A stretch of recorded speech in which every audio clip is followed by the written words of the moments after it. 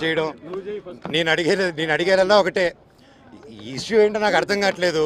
నా గురించి బ్యాడ్ మాట్లాడినారు, బ్యాడ్ చేస్తారు, అంతా ఓకే అండి. నేను నా ఇంటికి వెళ్తానంటే ఇల్లు ట్రస్ట్ అంటే అది కోర్టులో ఉంది.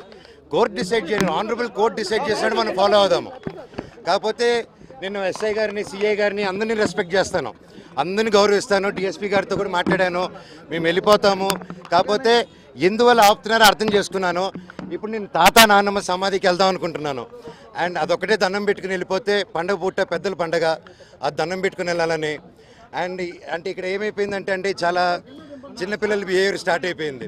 జనరేటర్లో చక్కెర పోయడం అండ్ హోర్డింగ్స్ ఉంటే ఇక్కడ నాది, లోకల్ ఎమ్మెల్యే నాని గారిది, సీఎం గారిది, అందరు కలిపి మా హోర్డింగ్స్ అన్నీ పెట్టుకొని ఉంటే అన్నీ ఇక్కడ ఈ 2 కిలోమీటర్ రేడియస్లో మొత్తం అందరూ ఉన్నారు. ఈరోజు పొద్దున కూడా డే టైంలో అంత ఫుటేజ్లు ఉన్నాయి మా దగ్గర, అవన్నీ మీకే ఇస్తాం, దయచేసి మీరు అది చూడండి.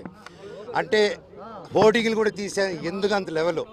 నేను తమ్ముడినే కదా, నేను కూర్చొని మాట్లాడదాం అంటున్నాను. నేను తప్పు చేస్తే కూర్చొని పెద్దల ముందు కూర్చొని పెట్టి మాట్లాడినాను, మాట్లాడేదానికి లేదు. నాకు మొహం చూపించేదానికి సిగ్గుపడతారో భయపడతారో ఏమో అర్థం కావట్లేదు. హోర్డింగ్లు చింపగలుగుతారు కానీ నా జనాల మనుషుల నుంచి నన్ను ఎవరు తీలేరు. అండ్ ఇది నా ఊరు, నా బంధువులు, నా పల్లెటూరు, నా జనాలు. అండ్ ఈ క్యాంపస్ నా గౌరవం ఉంది.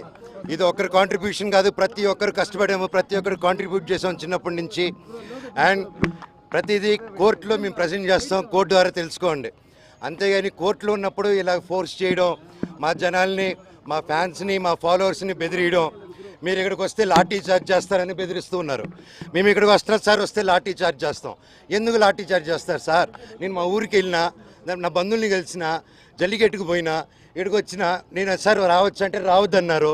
సరే ఓకే, తిరుక్కుని పోతున్నాను సార్, నా తాత నాన్నమ్మ సమాధి దగ్గరికి పోతాను, మీరే పోలీసులు రండి సార్, మీరు నాతో పాటే రండి, నేను జస్ట్ 2 నిమిషాలు సమాధికి దండం పెట్టుకొని ఘాటుకి పోతాను సార్ అని చెప్పాను. ఆ పర్మిషన్ తీసుకొని సార్ వాళ్ళతో వెళ్తాను, అది రానిస్తే ఓకే, లేకపోతే ట్రై చేస్తాను. అక్కడి నుంచి స్టేషన్కి వెళ్ళి నేను నా తరపున కంప్లైంట్ పెట్టుకుంటాను. Thank you.